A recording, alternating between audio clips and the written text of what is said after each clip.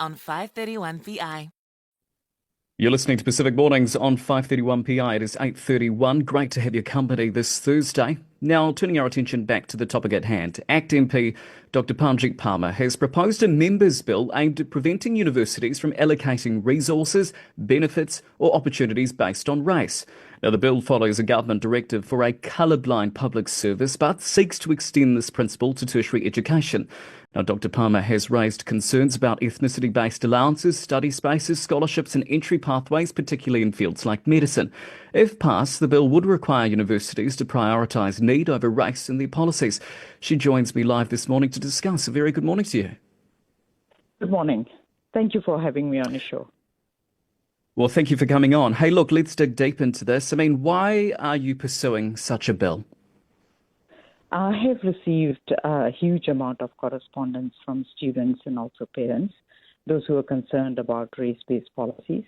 I believe that race-based approach actually does not take the important factors that we need to take into consideration, like students' academic need, in case students need some additional academic support, students' geographic location, students' economic status, students' disability. So these are the kind of factors we need to take into consideration, really trying to achieve equity. And I don't believe that race-based policies are the means to achieve equity. Yeah, I see the point you're making. I mean, this is the way in which I see it sometimes when I see stories like this. Is this a case of fairness? Because I'm sure there are students that perhaps feel unfair, that it's unfair that particular groups or cohorts get preferential treatment. Is that a statement that you hear time and time again, or sentiment? So the correspondence that I've received from students and parents actually is about that fairness point, and a lot of correspondence is about the frustration that they experience because they believe that the system is not fair if it is based on race. And a student getting opportunities or resources allocated on the basis of their race can also face stigma of being perceived as tokens because others will not recognize their true potential.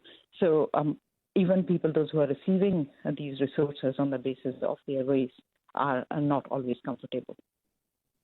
Yeah. Look, with that in mind, though, are there benefits, or do you acknowledge that there are some certain benefits when it comes to race-based policies in order to support marginalised communities? We just had Auckland University Pro-Vice-Chancellor Pacific, Jemima Tiatia on the show, and she argued that point, that it actually helps to lift the communities that perhaps are, marginalised. What do you say to counter that?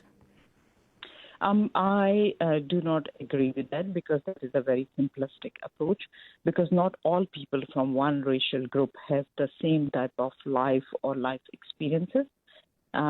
And we want to see that people, those who really need the support, are able to get the support. And that is why we need to look at other factors like I've listed before, rather than using race as a factor. Because we really need to look into the future, and we need to take merit and capability into consideration, because that is what that should be actually truly of a matter, not the race. Because we want our people to be able to go in a workforce where they are working with people coming from so many different backgrounds and races. And we don't want them to be seen as tokens. Yeah. Look, I like the idea, and I've been very open about it in the sense of, providing service based on being colourblind, in the sense of, it needs to be needs based. But that in itself, I can also acknowledge, is a simplistic view. Would you disagree or agree? I would say that we need to go race neutral, because we are we are becoming such a multicultural country, and we need to actually look at where the need is. So race always is not the need. The need is the additional academic support. The need is geographic location sometimes. The need is because of economic status. Need is because of disability. So these are the kind of factors we need to take into consideration when we are allocating resources, not race. I was talking to a dairy shop owner yesterday, moved from India years ago now, but he says he doesn't recognise the New Zealand he lives in because it's become so divisive. How much of, say, the ACT Party's policies or agenda is causing that division? Actually, what we are doing is completely opposite of that because we really value diversity. We really celebrate diversity. We don't want any divisions, and that's why we don't want any policies that are based on race. We want policies based on need. As I said before, not all people from one racial group have the same type of life experiences, same type of needs, and the opportunities or the resources should be allocated on the basis of need, not race. I think that's such a beautiful idea in the sense of, everything should be needs-based and we should all be one at the end of the day. Not saying that our culture needs to merge into one, but at the end of the day, what should prevail is human race. With that in mind, though, why do you think the ACT Party's message around that's just not resonating? It seems as though people are misreading that as racist when it perhaps isn't actually. So it's only a small group of people, those who are trying to portray the message like that. But it's very clear, and through your program as well, I am saying this, that when we go race-based, that creates a lot of frustration amongst people. It creates actually biases towards other people, those who are of certain races, and it becomes counterproductive. So we need to look into the future, and we need to look at where the need is, and that's how the resources should be allocated. Does the ACT Party need to soften its messaging around this, or you can just to try and bring people along for the ride, or is this just a matter of people will believe what they want to believe? The response that I'm receiving is quite positive because I've received quite a few emails and messages about my members' bill. It's quite positive, and I would say that people do understand what we are trying to do, and there is a lot of support for that. Are you not just opening, though, a can of worms that's ultimately just further fracturing and causing division, is ultimately at the end of the day what I'm asking?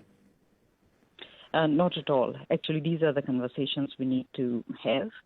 And this aligns with the Cabinet Directive to Public Services that public services should be based on need, not race. And I know that that directive doesn't extend to universities. And that's why I have come up with this members' bill. Give me a sense of the people you're talking to. Are they ACT Party supporters? Are they people on the left, people on the right? So when we receive correspondence, we usually don't ask that because they write to us in our capacity as a member of parliament, and anybody can approach a member of parliament. They don't have to be ACT Party supporters to approach an ACT MP. So the correspondence that I have received before I drafted the bill came from so many different students and parents. And when I raised the issue of AUT allocating more points for Maori and Pacifica students and staff to travel to conferences, at that time also I received a huge amount of correspondence from AUT staff members and students expressing their concerns about that policy, which is race-based policy. So anybody can approach any member of parliament, including ACT member of parliament. They don't have to be ACT party supporters.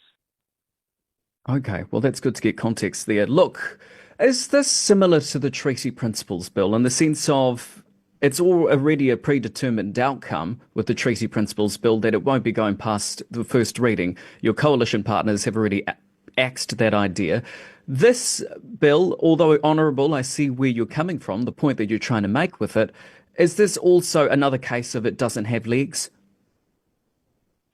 So I would say that this is an important bill, and seeing what some people are saying, as we have seen some reaction from some academics. One, if I give you an example, is AUT's Dean of Law and then the University of Auckland's Cultural Advisor. Seeing those kind of reactions makes me think that this bill is even more important. This is something that we need to really talk about. We need to challenge those kind of views, the views that believe that race-based agendas are okay to continue with. We really need to look into the future and see where we are heading as a country. And our ACT Party really believes that it should be need-based, not race-based. Yeah, final question for you. So you're confident, let's say in an ideal world for yourself, if this bill did pass and it went all the way through, you're confident that would not lead to worse outcomes for, say, Pacific community students? Not at all, because as I said, the resources, this is just about the public funding, not the private funding. So my bill doesn't prevent any private money to be allocated on the basis of race if somebody comes along and wants to do that. This is just about public funding. And everything allocated on the basis of need definitely is going to help every individual who needs that help. I thoroughly enjoyed this conversation. Thank you very much for your time this morning. That was it was great to get your perspective. That is ACT MP Dr Parmjeet Parmar. You have a good rest of your day, eh? You too. Bye-bye.